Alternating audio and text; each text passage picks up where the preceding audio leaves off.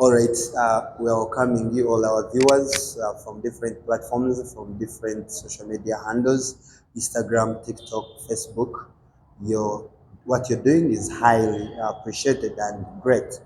I will also at the same time send greetings and appreciation to our Hakish ambassadors, both those abroad and those in the country, Uganda, in different parts of the country, western, north, east. What you're doing is great. Hackshaw t-shirts at 25,000, you get one. Today it's Tuesday and we are here at Hackshaw Sabula. There are some things and some issues that we always bring to you every time we come to Hackshaw Sabula. And today we want to see people have lost friendship. And not losing friendship because that they are fed up of themselves, but simply because of issues of help me with, assist me with, give me this, borrow me this. Now today we have come to discuss two sides. You whom they have come to borrow from, and the person who has come to borrow. That and more at Hakisho Sabula tonight. True. Anguria Po is the name. Yes. AKS Moro. Say hi to the viewers. Hello. We'll start our show. Hello, our viewers. Yeah. As you've heard, it's us again. Yeah. Today we're on Sabula. Yeah. So stay tuned. They stay tuned. They stay tuned. They follow. They follow, like, and share. Do you have neighbors? So many. You have neighbors? So many. Where I stay, I have so many neighbors, for sure. There are so many. Have you ever borrowed something from your neighbor? Yeah. Yes, I've ever borrowed. I remember when I was starting life. Starting life in Kampala. I used to borrow my neighbor a flat iron. A flat iron. Then I realized with the time, so many people were also borrowing the same flat iron. From the neighbor. From the same neighbor. So I thought it to myself that I have to buy my own. Because the neighbor was not complaining. But in me, I knew I was inconveniencing the neighbor. The person. Yes. Okay. Have you those neighbors, they borrow something from you? Yeah, they borrow. They're always borrowing. They always borrow. They will see you on Hakisha and they say no problem. It's the reality. They have to know. They always borrow. Now, anyway, for the time you have been with neighbors, yes, what do you hate on people who borrow? Now, my problem is not people who borrow once in a while, but people who borrow constantly. Borrow today, they borrow tomorrow, they borrowed yesterday, they are willing to borrow even the full year, and they keep borrowing the same thing. Like now, someone borrows you a percolator today. Just to boil water. For the whole week, he keeps borrowing the same thing. The whole month, the whole year is borrowing a percolator. How much is a percolator in town here? And the cheapest, I think, 20. 20,000. Can't you sacrifice 20? A flat iron, even a flat iron, there are cheap ones you can get at 30,000. But someone is comfortable to borrow from you a full year. Can you imagine? Yet the person, how the person spends money from outside, you can spend 100K just within 1 hour, even on useless things. And we have seen these borrowings have in one or the other affected friends. Yes. Now at Hakisho Sabula tonight, someone who has a friend that keeps borrowing. Now those are in terms of assets or normal daily use stuff, but even money. Is the person who cannot stay there without borrowing. Now I have a story. I had a friend of mine. I know you will see the video once. You will see it. You will see the video. One time, you know, at the university there are penalties. At university, if you don't pay school fees, if you don't clear a certain percentage, they will be giving a penalty. They call it surcharge. I think charge. Now there was a surcharge coming, and I knew that it's going to catch me, but I didn't want to incur a penalty. So I asked him to borrow me. I think it was 250,000. It was the one missing to top it up because 250. At home 250.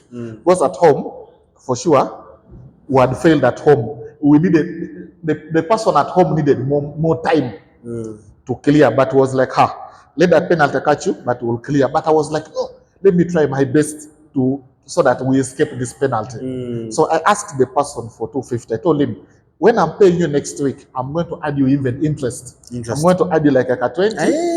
And that's how people go. They say, I will add you. So me, I was committed to him. I told him, what do you need as collateral? Because money can bring issues. Must have that thing. Someone gives in. So he said, no. Oh, man has separated people. Yes. Has separated friends and so on. He was right, by the way. He was right as well.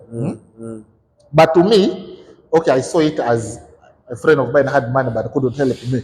But the guy was right on his point also. That money has separated people. Today you take it in good faith. Tomorrow it turns out to be a different story. Different story, yeah. Yes. So, in terms of money in friendship, it doesn't always end well. It doesn't end well unless you have that understanding between the two or three or more people, that respect, that is it the gentleman's agreement, like that. But in most cases, it doesn't end well. What happens exactly? Because you see, there is one dilemma thing. Any person who is in need speaks all what it takes so that he gets the assistance. Yes. But as the person is to pay back, it becomes a different story. What brings that? Like someone has forgotten that he took a loan, he borrowed something. What exactly comes in now? There are people that we call opportunists. An opportunist is a person who sees a weakness and uses it for his selfish interests. Now, many people borrow money without purpose. Without purpose. Without purpose. There are those who come and say they are in problems. Yes, Ati. Okay, some of them are genuine. But at the end, what they use the money doesn't benefit them that much. They waste it. Now, paying back becomes a burden. Because someone looks at, what did they use the money for? The money even went like that. Now, how do I pay? At least let me play around a bit. You get the point? Yes. Then there are other people that naturally paying a debt pains them. Yet they took it. Just paying a debt. To borrow, had to pay. Yes, there's that thing that pains them to pay back. You get the point? So, then also another is sometimes people take how close you are. Like now, I borrow you money. Then the day of me paying back, I start telling you stories because I know you are very close. Yeah, that's too much friendship. I first play you around and so on like that. You get the point. Now, in actual sense, yes. When it comes to money, you see, there are people even who go an extra mile saying, when Peter pays me back the money, I will clear this one. When Paul gives me my money because he said he's going to pay me on 16th, and today it is 16th, when he gives me the money, I will do this. I'll do this. Is it worth in such a situation of whereby people we borrow, they are not willing to pay on time and it becomes a real debt and a burden? Is it right for someone to start planning for the money he hasn't obtained from the one he borrowed? So tells you that when this one pays me, I will give you. No. It's not proper like that. Because when you came to borrow money from me, you did tell me that connection. Someone will give me, I give you. That when you borrow me your money, I will pay you when so and so pays me. You didn't say like that. You came saying that after I've taken it on a period we have agreed, I will pay it back. So the other story about so and so giving you and so on, it doesn't concern me anymore. Yeah. You just have to clear the money. Because if you had told me before taking the money that this money you're giving me, it's John that will pay me, then I will give you. There, I would say, I would take it and prepare myself, knowing that the process is like this. But me knowing that I gave you and you had want to pay me, then you turn it again that it's John to give you, then you pay me. It's very wrong. It's very wrong. Now there is the thing. What someone is not willing to lose. If you have 20,000 you ask yourself, to the viewers and those watching us, you ask yourself, how much are you willing to lose on the 20,000? If you have 100,000 Uganda shillings, you ask yourself, how much are you willing to lose on that money? Otherwise, if you borrow money that you're not willing to lose, that's the biggest source of friendship breakups. Yeah, very true. Because you borrow money which you're not intending to lose, and all of a sudden the person you have borrowed is not willing to pay back. So you now weigh in, it's my friend and I'm not willing to lose this. That's why there are some people here, you go to borrow money, the person tells you, trust me, I don't have. Yes. Even when you see that the person has the money, he's holding it, you know he he's has holding it, yes, you know he has it. The person tells you, I don't have the what? The money. I don't have the money. Reason is having the money. True, is having the money, but doesn't have any amount on that money that he or she is willing to lose. True. You get what? Yeah. And then look at this. You are saying that let me go to Mr. Hack, has the money, will borrow me 100,000. Yes, I may be having 1 million, but my problem at that moment needs 1.5.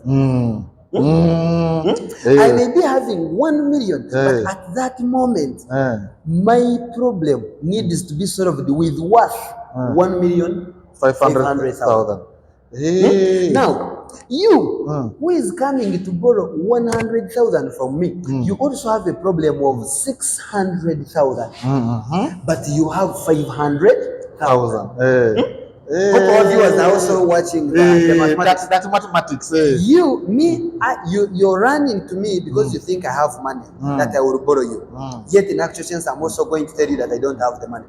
But at that point, you're coming to borrow money. I have 1 million, but my problem needs 1.5. You is coming, you have a problem of 600,000, but you have 500,000. You come to me to borrow 100,000. When I tell you I don't have the money, people who borrow money from us and from wherever you borrow understand that mathematics. When someone tells you I don't have the money, don't take it in the bad faith that someone has refused it. Because the person has this, the money is already planned. Yes. There is also something he's looking at. Yes. By the fact, the money even needs to be topped up.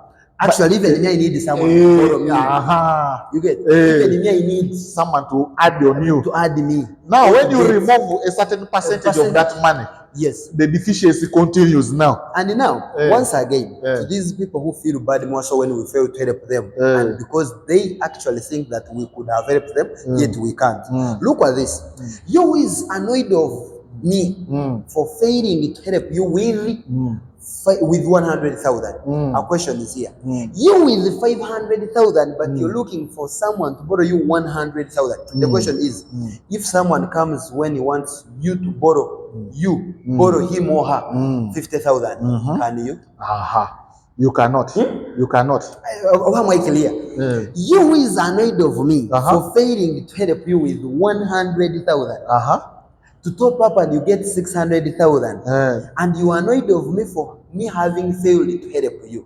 The question is, you at that time, are you ready to also borrow someone 50,000? You cannot, because even you are in need also. Good. So when you remove that percentage from remove the 50 from the 600, from the 50, from the 500, the 500 goes to 450. The deficiency continues now. You'll be needing more money. The same way you can't borrow someone 50,000 from your 500 is the same way I can't borrow 100 from my million. Correct. You're right. From there, it's now leveled now. It's leveled now. The same way you feel it that you can't help someone with 50,000 from your 500. The same way I'm not willing to help someone with 100,000 from my million. Yes. Now, our viewers today, those who are watching us, these people and all over, whoever has that kind of, don't put it in mind that the moment I tell teacher Paul to borrow me, it's a sure deal he will borrow me. Don't come for assistance with expectation. True. You come to borrow, already you have even the amount you want, even you're not sure whether you have or not. Besides that, even you're sure that you'll get the money even that day or the next day. You even know the time you will get the money. How sure are you that you will find as your expectation when I'm willing to serve it? And anyway, failure to have that sorted, you will take it that I'm a bad person. True. Before you call me a bad person, first also look at the other. People who need help from others, they don't want to help others. The true. For them, they always want to be helped. When you tell that person, help me, this, you see, you know, they are always stories. They are always stories. And the stories you're giving me, for you're not willing to get them from me. There are people that I know. Most times they disturb. Someone tells you that first lend me 10K there. I have 50K here. It's big money, but you first lend me 10K. Then when I break it, I will give you. I will give you. So I did it once, but secondly, when the person did the same, I asked the person, what do you need? I need to buy something in the shop, but you know those people, there's no change. So I told her, go to the shop, leave your money there, get what you want. Go later and get your balance. Yes. Since that time, they don't disturb anymore. You have said, there is a listen. I've been on a border. I've come with Uber. I've been brought by taxi. Help me with 10,000. Then I'm going to give you back. I have a bigger money. Good. Such people, since they have proof of money, you find it comfortable to help the person. Yes. But the same people, they make that money you have helped them with become a debt. Now you, who assisted the person with 10,000, it becomes of my money. You see, you know, I have my money. Please, come on. Be interact, have common sense enough worth that once helped, you don't have to make that one. No. I had one person, my friend, ordered that Jumia. And when at the time of delivery, he never had 10,000. He was like, you know what? Help me with we never had 60,000. The item was around 200 something. Okay. Now he said, you know what? Give me 600,000. Then I'm going to withdraw money. I give you. It became a debt. Even from there, he said he would send me mobile money. That when he reaches, he will send me on mobile money. I waited mobile money. I didn't get. It was a weekend. We went to work on Monday. I asked the gentleman, where's the money? I tell you, see, I forgot. I first give you the 20. Come on. Attack issue Sabula. Today, people who have that character, you want in every time, everything, for you feel okay when you are in other people's things, you feel fine when you are in other people's money, and for you, you don't want to touch on it.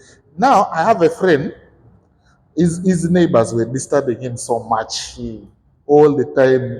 Whenever there's a problem, they run to him. And he was a good person. Now, what he decided to do, he didn't want to face these people one-on-one that stop disturbing me. He decided to shift. He left the area. So let me leave these people here. Let me start from another place. He took off. He left the burden behind. Yes.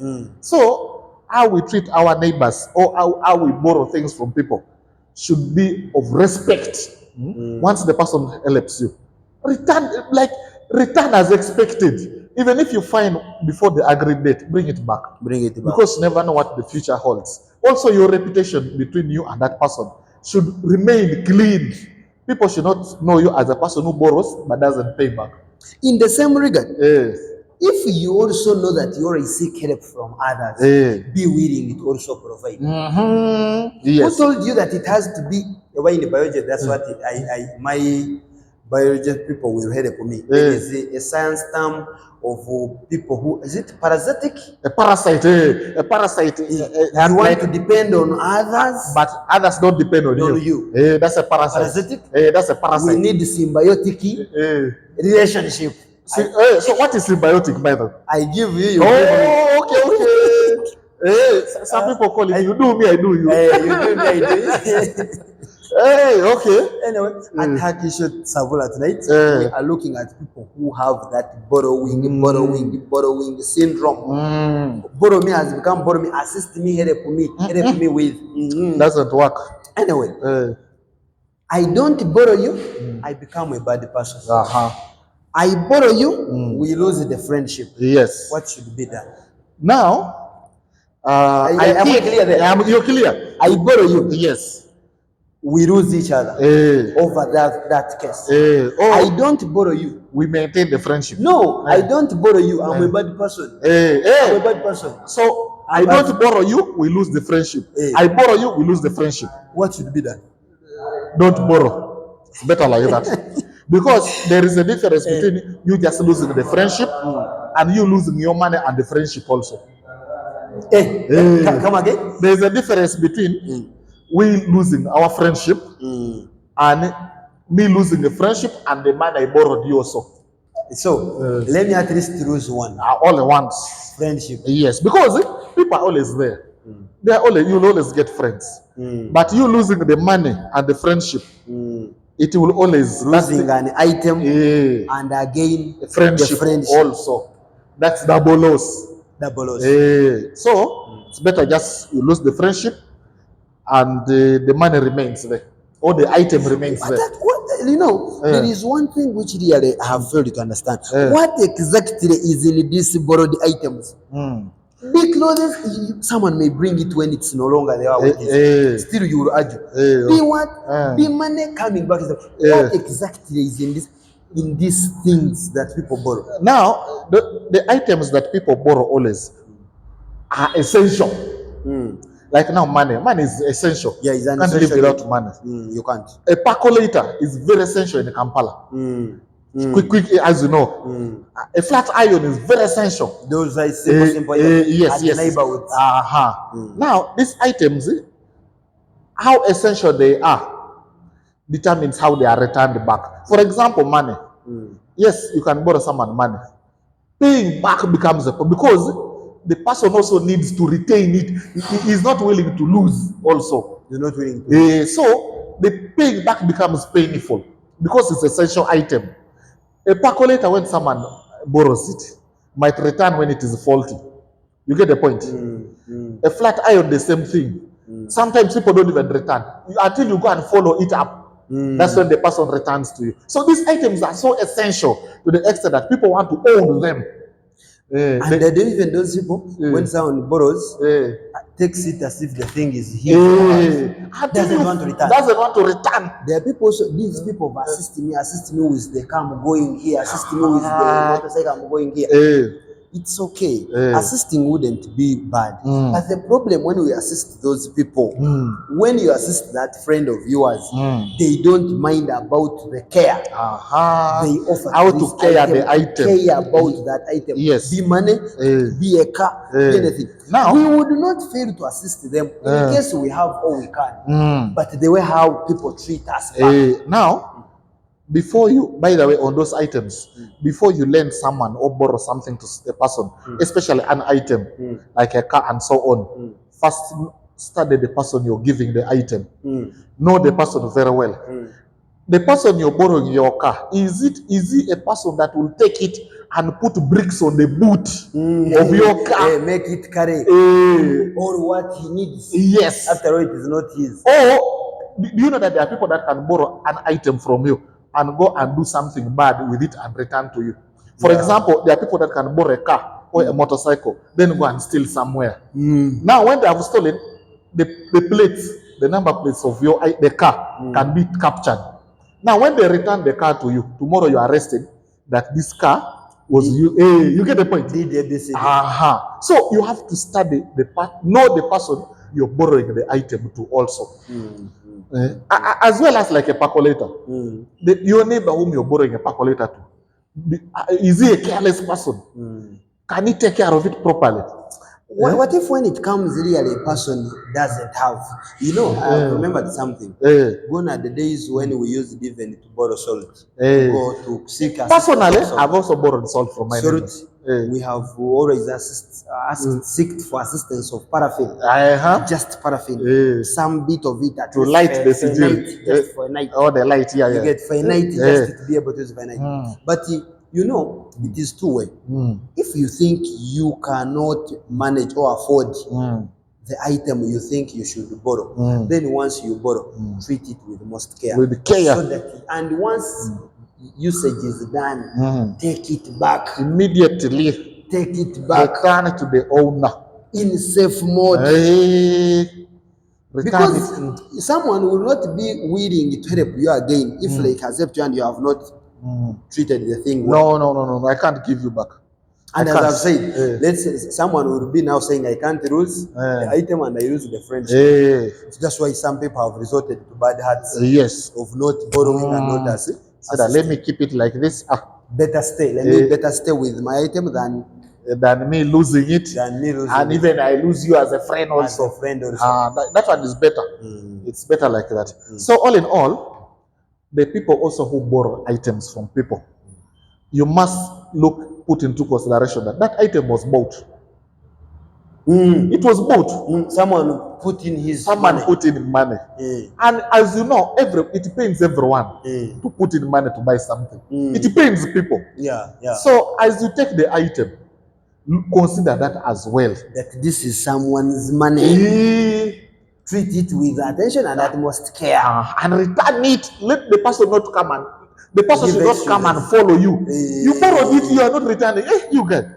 You should return it by yourself. Yes. The way how you reminded yourself to come and borrow it, remind yourself to take it back. Yeah, as well. The way how you reminded yourself to come and borrow or to come to seek assistance from me, also remind yourself to bring it back immediately. Minus me following you.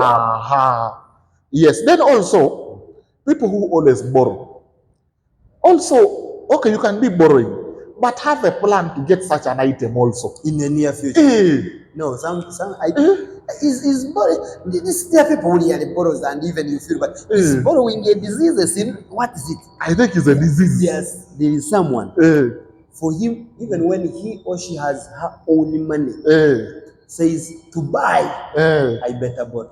I see. Is it mean? I think no, but I think these people, such people, they need to be first ashamed. Those are these who over borrow. Ashame the person direct. I don't have. I don't have. Or you can even say, I have the item, but do you know that you're capable of buying it also? How many times have you borrowed the calculator from here? First of all, I'll show Sabula for you with mr.Anguria. Tell the person what? Like you're capable? You're capable of buying the item. Because, okay, when he borrows first, second, third, the first time he's coming to borrow the same item, tell the same person that, do you know that you're capable of buying this item? Capable of buying. Or, okay, give me money and take this one. I'll get another one for myself. Give me money, you take it. You tell them that, first of all, before you tell them, you introduce it. Say like, I don't want you to take this in bad faith, but I want to tell you this as a brother or a sister.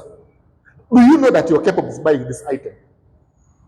And besides that, these people who borrow, once something gets a problem in your hand, like either report to me the truth, or repair it, or replace it. Good. And there comes in a question: does it mean we should borrow people only those ones who are worth to replace our items? No. Because I mean, I have assisted you with the car. You are going to your village or to any function. It has got spoiled. You can't even repair. You mean from my jealousness, from my my kindness of borrowing and sharing with my neighbors and my people, my friends, I can't again bear the cost. The cost of replacing if lost, or of working on it once it is spoiled. Now the question is, these people, once you borrow someone's item and it gets a problem in your hand, either replace it or be able to repair it. Very true. So that you hand it in back the same way how you got it. True. There are people, you give him or her an item, you borrow or you assist the person, and if it's an item not kind of money, the person brings it when it's no longer the way how it was. In such a case, such people are not worth. This person has to, because I can't help you or in the form of assisting you, and again I incur the cost of repairing it. What you spoiled. Yet I just helped you. Also swallow the pride and be kind enough to work on what you spoiled. And there comes in a question, because someone will say, even by the time I came to borrow, it is because I cannot manage. Now, you're telling me to buy, still this one separates these people. Now the question comes in, should people borrow only those who are having capacity to repay? I think it's better like that. Because I mean, you borrow, you have come to borrow 1 million from me. But in case you fail to pay, nothing around you that is worth 1 million. Should I borrow you 1 million? No. You're not capable even of buying a car tire. You're not capable of buying even a motorcycle. Let's say motorcycle, dimmer switch, or any spare part on your cycle. You're not having even a capacity of buying, let's say, that item, and I have borrowed you. What if it gets lost? Now, the way I've seen it, I've understood it. Before you borrow something to someone, look at the capabilities of a person to repair or repay it in case it gets damaged. Yes. Because you may not have now gazetted money. This is now money to buy it. To buy it again. But as you're going to borrow, have it in mind. Because I mean, you can borrow someone's car when you have a function. No problem. But what if that car goes into a car crash? Or and it perishes? Or that person even scratches another car with your car. With your car. Yes. Will you call me? I've scratched you. I'll go also pay money to pay. Yes. I had a friend. You know, they were border guys. And this guy never had a border. So when these guys are going for lunch or evening, they're going to rest, this guy could come and say, give me Aikubianza. Give me Aikubianza. He doesn't have a motorcycle, but he has friends who have motorcycles. So when they are off stage, off the road, for him, that's when they give him, and he pays somebody to come money. So it's like a way of helping your friend also get something to eat. Now, this person caused an accident. Someone's motorcycle got perished almost, like all the front system got done. And guess what? This is a person who could not afford. And in that same accident, he also got damaged. He was rushed to the hospital. This person of the owner of the motorcycle went to the scene, was able to get the motorcycle. The person was in the hospital. They went in the hospital. The guy didn't even have money to treat himself. In the hospital. They treated him out. This guy repaired the motorcycle. When this gentleman got okay, this man was like, now you're fine, thank God. The damages, who is to pay? The other one asked him, the one who caused the accident, if I died, whom were you going to ask? If I died. Imagine. So, even you, as you want to be like people to get kind for you, also have that humanity heart for others. Be considerate. Yes. If you can't be considerate, stop seeking considerations from other people. Don't borrow. Don't borrow. Don't borrow. So that's a provocation. Someone can punch you now from and who is willing to help you once again. And you know, we have people who are short-minded. Once you help him or her with something, and you people turn into a chaos and a quarrel, someone says, to hell with you. My dear, this world is like this. To hell with me now. But you don't know the next what the future holds. As we conclude the show, my remark is, if you need help from other people, also be willing to give. Yes. Not everyone who says, I don't have, indeed doesn't have. He has, as you also know. But what he has is not worth and enough. Yeah. He has, but he also has something pending. In other words, he also needs help. Yes. So don't think, and once someone tells you he can't, don't take it personal. Don't take it personal that this person has refused it. By the way, there are people that can be having 100 million, but they need to work on a project. Just like your earlier example, they need to work on a project of 120 million. 120 million. But for you, you have like 1 million. You need to work on a project of 1.5 million. Yes. So the fact that he has more money, he can help you. Doesn't stop him. Doesn't make him able to help you, because even in himself there is something pending. Very good. Me having much, yes, but still what I have to do is much. That is it. You should not bring it from your mind that since he has, then he has to help me. No. And also when you're coming to help, or when you're seeking for help, don't come with measurement. I need this and this time. No. Also listen to me. When I tell you I don't have, come tomorrow, I don't this, don't start to put in mathematics. Yes. Also, people who keep borrowing, me, I would suggest that people should live below their means. Use what you can and make sure it satisfies you. Yes. What makes you think that when you're going there, you must be in a car, yet you have a motorcycle? If you have a motorcycle. Appear in on a motorcycle. Yes. I've told many of my neighbors and friends that because most of them live in luxury. Every day they eat big, they spend and so on. So I've told them, now when life becomes a bit hard, they can't adjust. So I've told them, live way below your means. Eat your commando. Eat your commando. Take chai mukalu. That is a dry tea, water tea. Take what you can. Don't borrow. Then later you start disturbing people. People also have issues. People have issues. Just like you have. So don't disturb. Don't come to disturb people. Yes. You have it. Yes. You're a stream as we close the show. Thank you very much, our viewers. We are going to keep informing you. Yes. People with these things that annoy and so on. Sabula will be always bringing you the fact. Yes. It's people who have borrowing attitude. That borrowing syndrome. Borrowing syndrome. Yeah, those are borrowing syndrome people. So keep liking, keep following, keep subscribing to Actual UG on YouTube. Keep the comments coming in. We'll always read them. Yes, the t-shirts are available. Prosi Bidabwa Prosi from the side of Bulenga. Your t-shirt is ready with me. Anytime it will be coming for delivery. Good. Keep your orders coming and everything. In honest support you offer to us, we just salute. People from Saudi Arabia, Abu Dhabi, Jeddah, Riyadh, Dubai, Canada.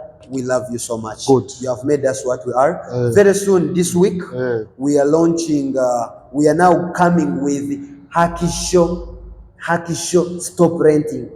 Hakisho Landlord. We are bringing Hakisho Landlord. So we are going to open up. Our plots are now ready. Very soon we are opening up on Mikiana Road. Start with 3 million, become a landlord. 3 million. A plot of 3 million. 3 million. 3 million to 10 million. You become a landlord. That's a good opportunity. Yes. I can't wait. I can't 3 million to 10 million, become a landlord. Bitiana Road. Very soon, from Mbokolo, when now you're staying on one of the highways. In Mitiana. That's a good opportunity. Very soon we are unveiling, and it will be clear. We shall take you and we shall show you. Just be ready. Okay. Akisho Landlord. Akisho Landlord. I will be tuned. I will be tuned. I would want to get more details on it. Good. And we shall take people and then be ready to anything that we shall be unveiling. Good. It has been Akisho Sabula for you until we meet again. Bye-bye. Bye-bye.